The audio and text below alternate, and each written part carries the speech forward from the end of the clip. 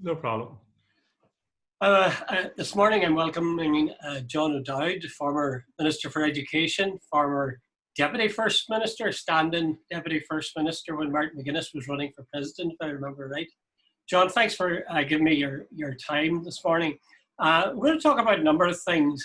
Let's start with the election in the South. Is there any danger that the Fianna Fáil, Fine Gael Greens, with their programme of government, would be stealing the very clothes of Sinn Féin? Because it sounds quite familiar what they're planning to do.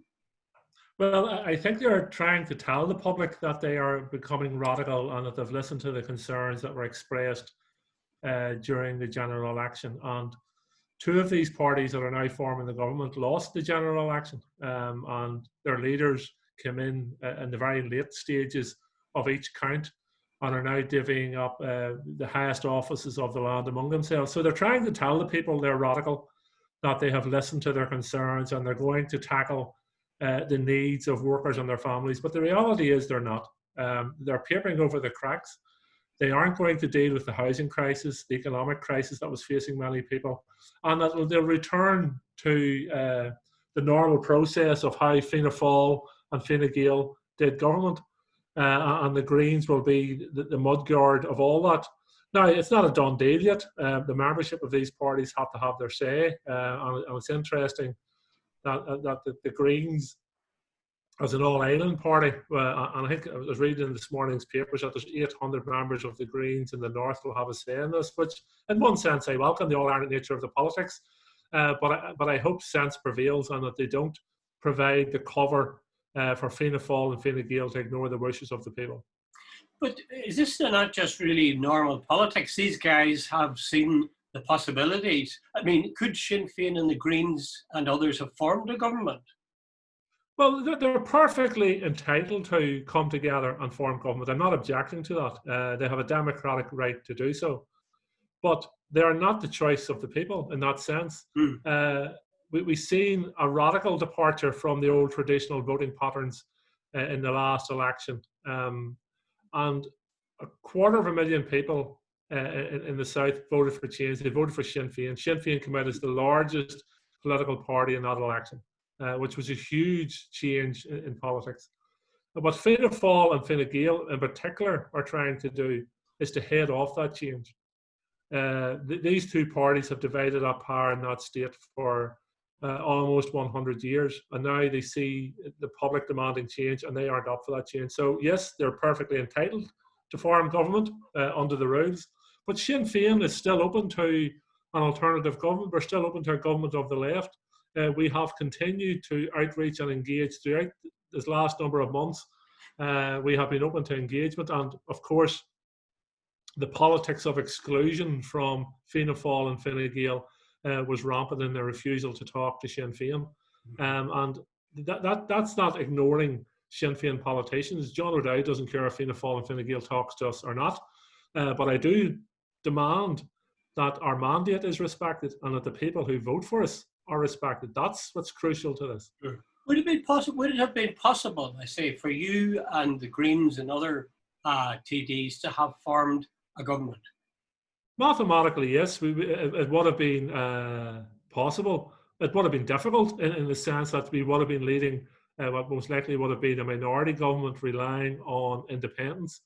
But I think if that government had been given a chance and was allowed to bring forward a radical programme of change, then citizens would have seen a difference in politics. They would have, faith in politics would have been restored. So I note some of those who are opposing within Fianna Fáil and Fine Gael who are opposing the coalition are arguing that, well, we have a very difficult choice here.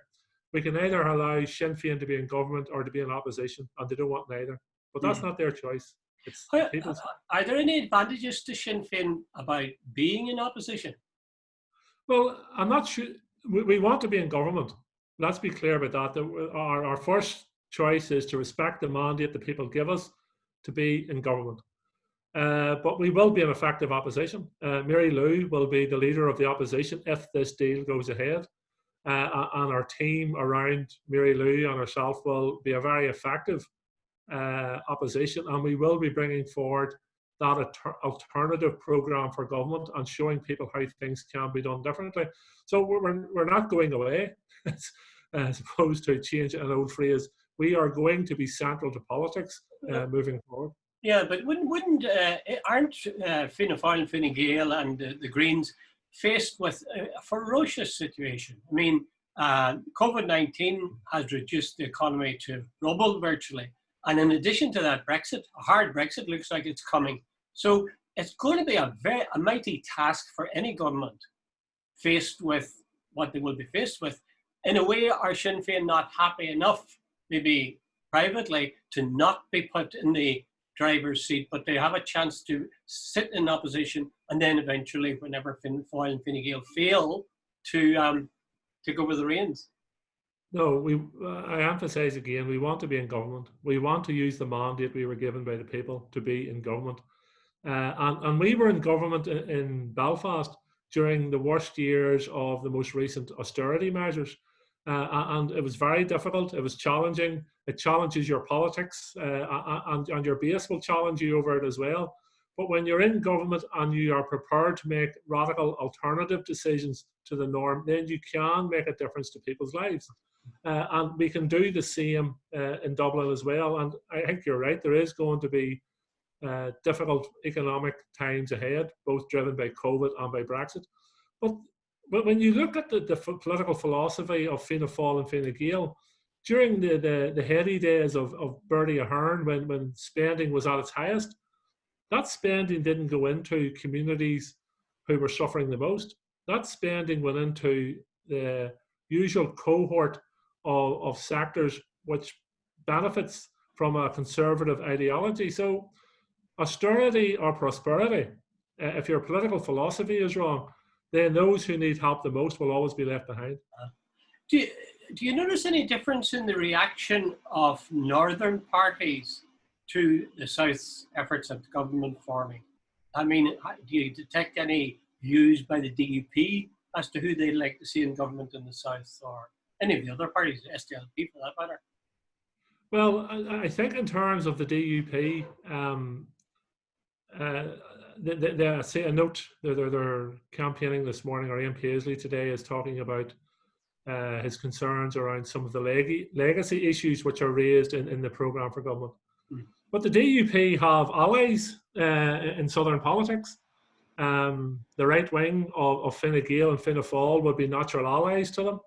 There are partitionists in both those parties, but there's also obviously, without a doubt, those people who support and want to see a united Ireland as well. So the DUP I think will have to start paying a considerable amount of interest in politics in the South, because it's driven by the changing demographics in this part of the island, the drive and the certainly the momentum building around a united Ireland.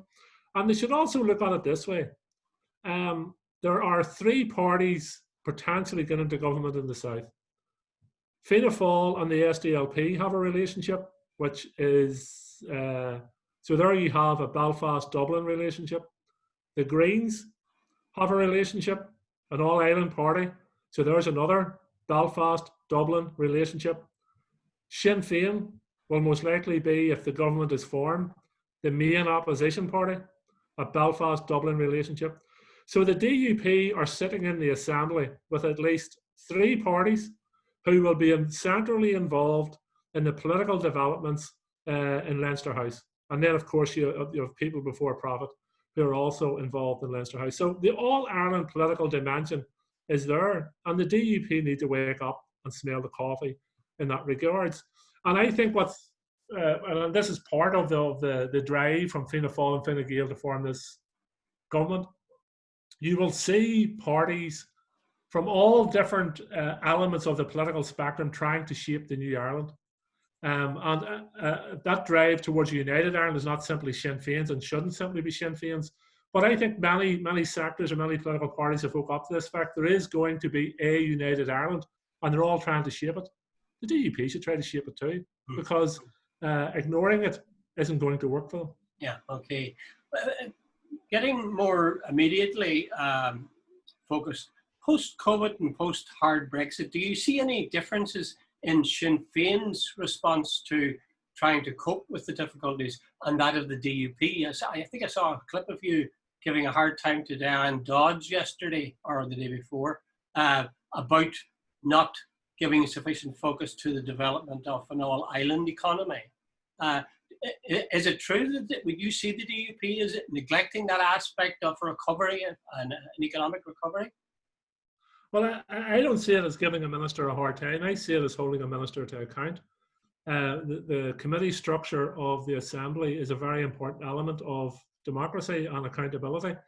And what raised my concerns yesterday was that the minister, the economy minister, has published the economic recovery plan and commissioned an economic advisory group. Now, the economic advisory group is made up of good people who are committed and have worked very hard over many, many years to deliver jobs for the economy.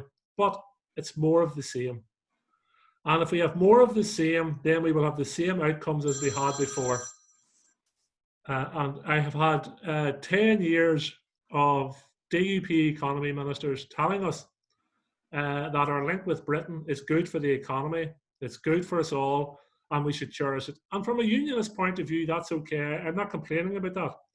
But when I look back over this last 10 years, we have the lowest wages in these islands, the lowest economic activity in these islands, the lowest standard of living in these islands, and the lowest health outcomes in these islands.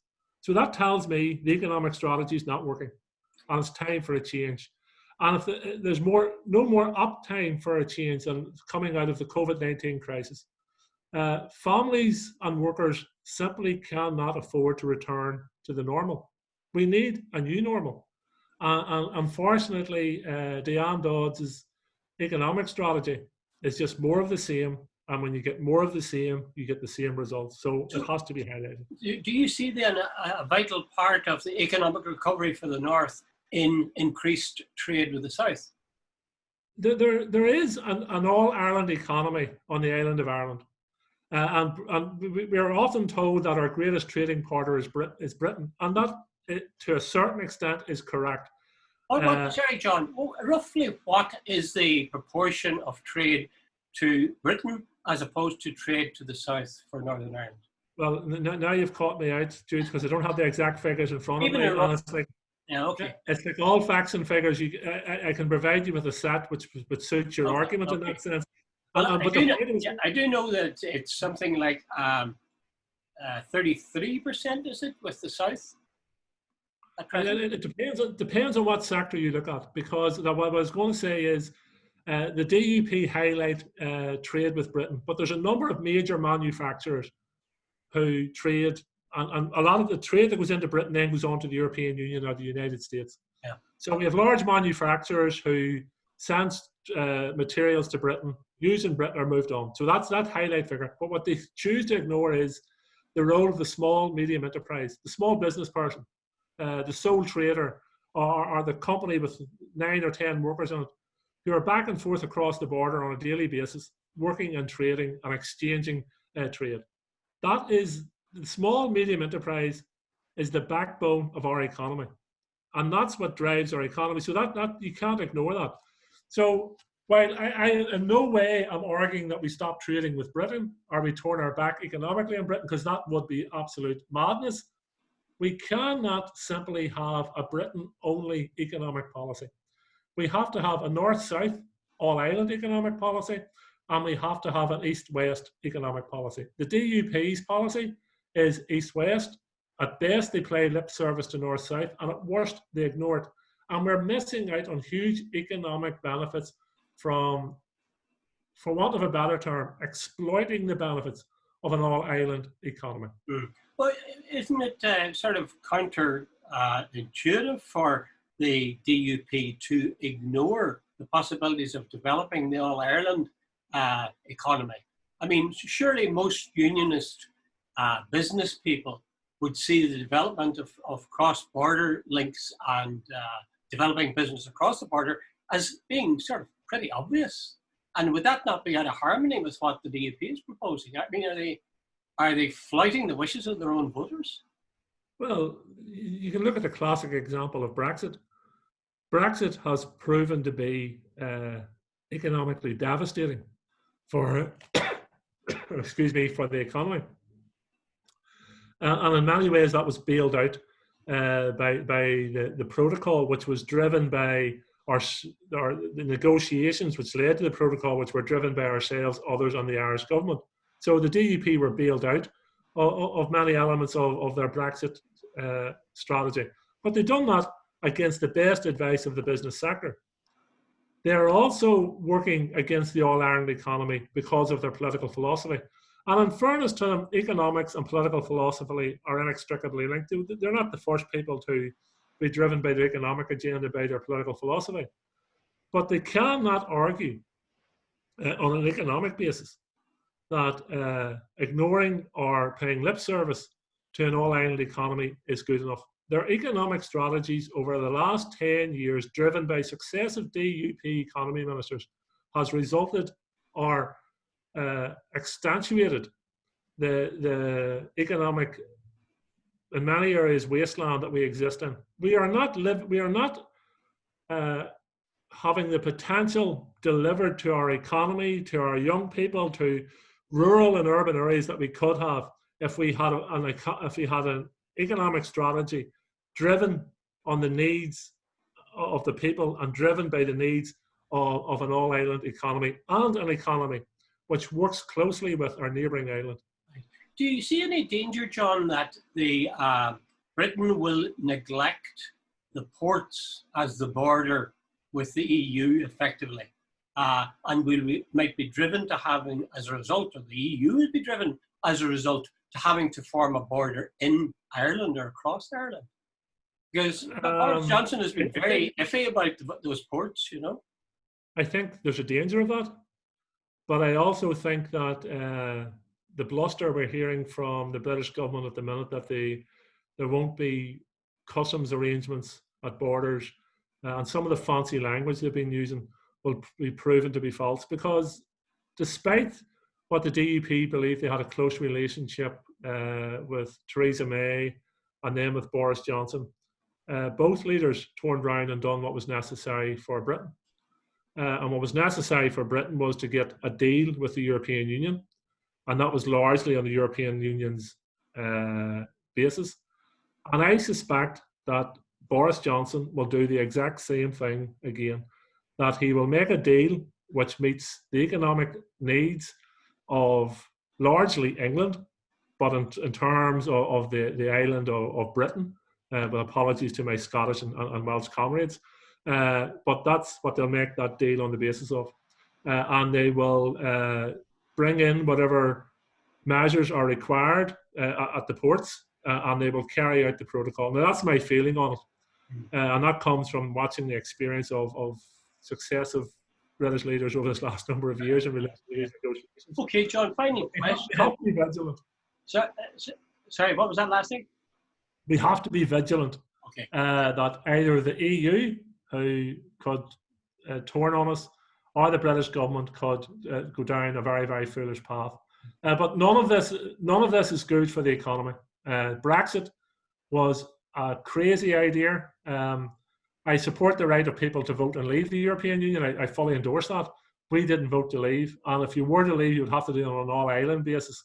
And I'm not endorsing that either. But it was a crazy agenda which is damaging the economy. I see where the plan for government that has been put together by Fianna Fáil and Fine Gael doesn't seem to mention any question of a border poll. Does that mean we have to forget about a border poll for the next 5 years then? No. We have to work. Those who support the border poll, those who support reunification, have to work for it. And we have to convince as many people as possible of the benefits of that poll and voting yes in that poll. Yeah, but how would that work in practice, John? I mean, there is some elements within the programme for government talking about setting up a unit within the office of the Taoiseach, etc. And that is in a direct response to the popular demand for Irish unity and acknowledgement that Brexit has heightened that demand. What's What we this have to office, do, John? Could you tell me what's this office? Just say a word or two about this office within the well, Department of Education. under the Taoiseach's office, there will be a department looking at the relationships on the island of Ireland, a shared island, some fancy language. Now, what we have to do is those people who believe that there needs to be a unity referendum in the time ahead have to ensure that that office is strengthened, that that office is real, and that it carries out a programme of work which leads us in that direction. In the past, in the recent past, Mary Lou has called for an All-Ireland Forum, for a forum to be set up to look at a new Ireland, to look at what Ireland will look like in the future, to look at how we work towards a unity referendum. So let's keep that work up. Let's keep the pressure up. The Taoiseach, if it's Micheál Martin, will do as little as possible on it, unless he is forced to do so by popular public demand. So let's make that a popular public demand and drive the agenda rather than sitting back waiting on Micheál or Leo or whoever it may be playing lip service to it. John, I'll leave it at that. Thank you very much for your time, John, and good luck to you. Thank you.